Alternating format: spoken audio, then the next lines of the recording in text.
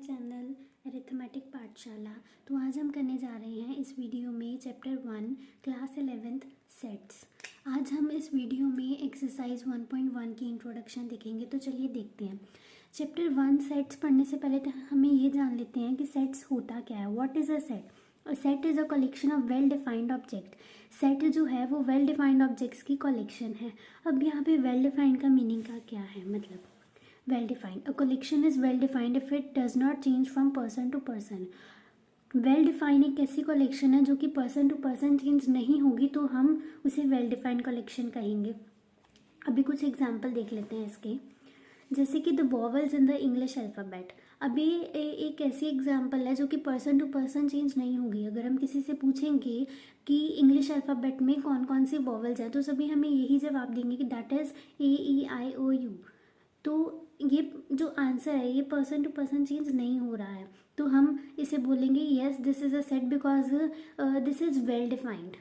अगर ये set well defined होगा तो इसे हम सेट कह देंगे। अगर कोई सेट वेल डिफाइंड नहीं है तो हम कहेंगे कि ये सेट नहीं है। Second example, collection of natural numbers less than 4।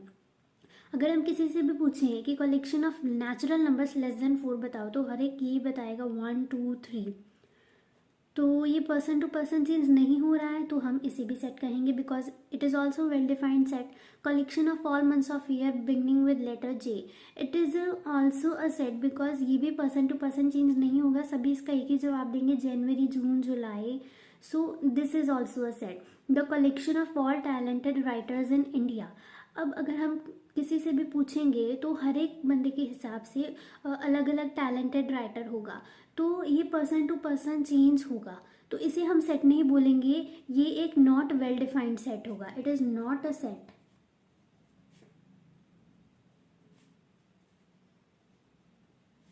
Collection of handsome boys in class 11th। अगर हम किसी से भी पूछे तो हर एक बंदे के हिसाब से अलग अलग बंदा हैंडसम होगा, तो फिर इसे भी हम सेट नहीं कहेंगे क्योंकि this is also changes person to person, so it is also not a set.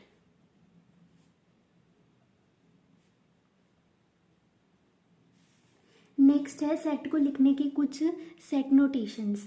So each object of the set is called the element of the set. किसी भी सेट में जितने भी ऑब्जेक्ट लिखे होते हैं उन्हें हम एलिमेंट ऑफ द सेट बोलते हैं। ओके, जैसे कि हमें ये एक सेट दिया हुआ है, सेट ऑफ वॉवल्स AEIOU। तो किसी भी सेट में जितने भी एलिमेंट्स लिखे हुए हैं ये सभी एलिमेंट्स हैं सेट के। तो नेक्स्ट सेट नोटेशन है, sets are generally denoted by capital letters like A B C X Y etcetera. जो सेट्स हैं उनको हम आमतौर पे कैपिटल लेटर से ही डिनोट करते हैं, कोई भी स्मॉल लेटर से नहीं हम उनको डिनोट करते हैं। तो कोई भी सेट है तो हम उसको कैपिटल लेटर से डिनोट करेंगे। जैसे कि हमने पीछे सेट ऑफ वॉवल्स को डिनोट किया था तो हमने कैपिटल लेटर A से ही किया था। नेक्स्ट सेट नोटेशन है, the elements of the sets are represented by small letters ABCD X Y etcetera. यहाँ पे बताया गया है कि सेट के एलिमेंट्स को स्मॉल लेटर से ही डिनोट किया जाता है। जैसे कि हमने सेट ऑफ वॉवल्स वाले एग्जाम्पल में AEIOU को स्मॉल लेटर से रिप्रेजेंट किया था, हमने उनको कैपिटल लेटर से डिनोट नहीं किया था। नेक्स्ट है representation of set. There are 2 methods of representing a set. Set को रिप्रेजेंट करने के 2 तरीके हैं। पहली है रोस्टर फॉर्म, सेकंड है set builder form. Roster form क्या फॉर्म है? In this form we are listing all the elements of set within curly bracket separated by commas.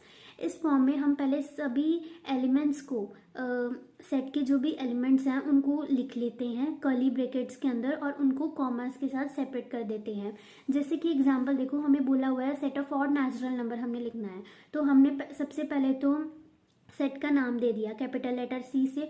उसके बाद set of odd natural numbers, यानी कि odd भी हों और नेचुरल नंबर्स भी हों, तो वो हमने लिख दिए। वो इन्फिनिटी तक जाते हैं तो हमने सोन अप टू करके कर्ली ब्रेसेस बंद करके लिख दिया। नेक्स्ट, अब रोस्टर फॉर्म में रोस्टर फॉर्म में हमें सेट को लिखने के लिए कुछ हमें और भी 2 पॉइंट्स ज़रूरी हैं। In roster form element should not be repeat. Roster form के अंदर एलिमेंट्स को हम रिपीट नहीं करते हैं। अब जैसे कि यहाँ पे हमें एक एग्जांपल दी हुई है, the set of letter forming the word school.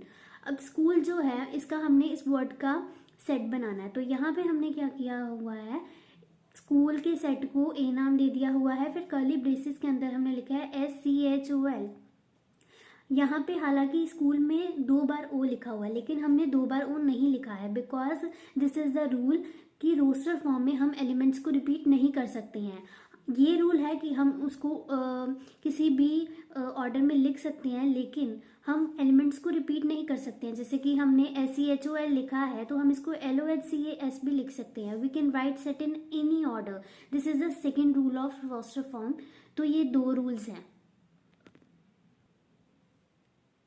Next है हमारे पास set builder form. In this form, we write a variable Cx representing any member of the set followed by a statement or a property which must be satisfied by each member of the set.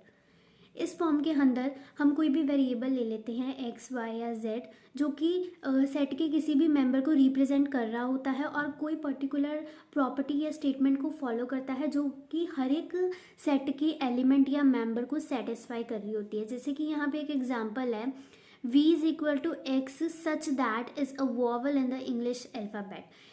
जो double dots होती हैं या जो ये single line है या dot के साथ कॉमा है, इसे हम सच दैट बोलते हैं। तो v is equal to x such that x is a vowel in the English alphabet। अब यहाँ पर हमने एक वेरिएबल ले लिया x जो कि एक वॉवल है इंग्लिश अल्फ़ाबेट का। तो जो अब इसे अगर हम रोस्टर फॉर्म में लिखें तो इसका होगा answer v is equal to AEIOU। अब ये जो हमने एक वेरिएबल लिया x की, x एक वॉवल है इंग्लिश अल्फ़ाबेट का। अब जो हमने x लिया है वो सभी मेंबर्स को, एलिमेंट के सभी मेंबर्स को सेटिस्फाई भी कर रहा है। अगर देखें E भी वॉवल है, I भी वॉवल है, O भी वॉवल है और U भी वॉवल है, तो सभी वॉवल हैं। हमने एक वेरिएबल को लेके हमने ऐसा कुछ लिखा जो कि सभी मेंबर्स को सेटिस्फाई कर रहा है। Second example, x such that x is a natural number which divides 20। अब हमने x एक ऐसा वेरिएबल लिया जो कि नेचुरल नंबर भी है और 20 से डिवाइड भी हो रहा है। अभी इसका आंसर है s इज इक्वल टू 1, 2, 4, 5, 10, 20। 1 भी 20 से डिविडेंट है, 2 भी 20 से डिवाइड होता है, 4 भी, 5 भी, 10 भी, 20। तो हमने x को एक ऐसा वेरिएबल लिया। अब ये सभी नेचुरल नंबर भी हैं और 20 से डिवाइड भी होते हैं। तो सेट बिल्डर फॉर्म में कहने का ये मतलब है कि हम कोई भी वेरिएबल ले लेते हैं और उसको इस तरीके से रिप्रेजेंट करते हैं कि सेट के सभी मेंबर्स उसकी प्रॉपर्टी को या स्टेटमेंट को फॉलो करें और सभी मेंबर्स जो हैं उसकी प्रॉपर्टी में सेटिस्फाई भी करें। अब कुछ सिंबल्स हैं, जैसे कि ये ई बना के, ई जो सिंबल होता है इसका मीनिंग होता है belongs to. If A is an element of a set A, we say that a belong to A, that is a belongs to A. अगर ए कैपिटल ए सेट का एलिमेंट है तो हम बोलेंगे ए बिलोंग्स टू ए। जैसे कि यहाँ पे एक एग्जांपल है, S is equal to AEIOU। तो यहाँ पे जो ए एलिमेंट है वो सेट एस को बिलोंग कर रहा है, तो हम लिखेंगे ए बिलोंग्स टू एस। और जो आई है वो भी सेट एस को बिलोंग कर रहा है, तो हमने लिख दिया आई बिलोंग्स टू एस। बट अगर कोई मेंबर है जो कि सेट को नहीं बिलोंग कर रहा है तो हम क्या लिखेंगे, हमने उसी तरीके से ई बनाकर उस पर ऐसे लाइन मार देनी है। इसका मतलब होता है नॉट बिलोंग टू।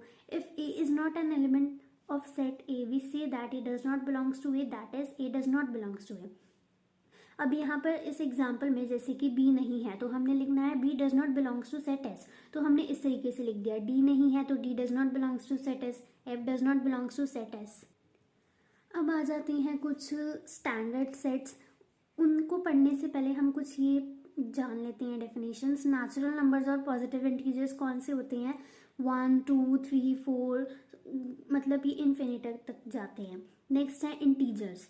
इंटीजर्स जो होते हैं जैसे कि वो नेगेटिव में भी होते हैं और पॉजिटिव नंबर्स भी होते हैं, तो उसमें सारे नंबर्स आ जाते हैं, जैसे कि -3, -2, -1, 0, 1, 2, 3, दैट ऑल इंटीजर्स। नेक्स्ट है रैशनल नंबर। रैशनल नंबर वो नंबर होते हैं जो p/q की फॉर्म में होते हैं और उसमें p एंड q जो होते हैं वो इंटीजर्स होते हैं and q is not equal to 0। इसका एग्जाम्पल है जैसे कि यहाँ पे हमने 2/3 लिखा है, ये फ्रैक्शन में भी है यानी कि p/q की फॉर्म में भी है और p और q दोनों ही इंटीजर्स भी हैं। एंड जो q है यानी कि ये 3, ये नॉट इक्वल टू 0 है। अगर हम बोलें कि यहाँ पे 6 है तो क्या ये रैशनल नंबर है? नहीं, ये रैशनल नंबर नहीं है, ये इरैशनल नंबर है। इरैशनल नंबर कौन से होते हैं? जो रैशनल नहीं होते हैं, तो ये इरैशनल हो गया। नेक्स्ट है रियल नंबर। रियल नंबर वो नंबर होते हैं जो कि रैशनल और इरेशनल दोनों ही होते हैं। प्राइम नंबर्स कौन से होते हैं? प्राइम नंबर्स वो नंबर्स होते हैं जो तो सिर्फ एक अपने टेबल पे जाते हो और एक 1 के टेबल पे जाते हो, ये सभी प्राइम नंबर होते हैं। 2, 3, 5, 7, 11, 13, 17, 19 that all are prime numbers. अब कुछ आते हैं स्टैंडर्ड सेट्स। अगर हमें कैपिटल N कहीं पर लिखा है तो इसका मतलब होता है set of all natural numbers, मतलब एक ऐसा सेट जिसमें सभी नेचुरल नंबर्स हों। नेक्स्ट है capital W, that is set of all whole numbers. I और Z, set of all integers, मतलब जिसमें सभी इंटीजर्स आ जाते हो, नेगेटिव भी पॉजिटिव भी।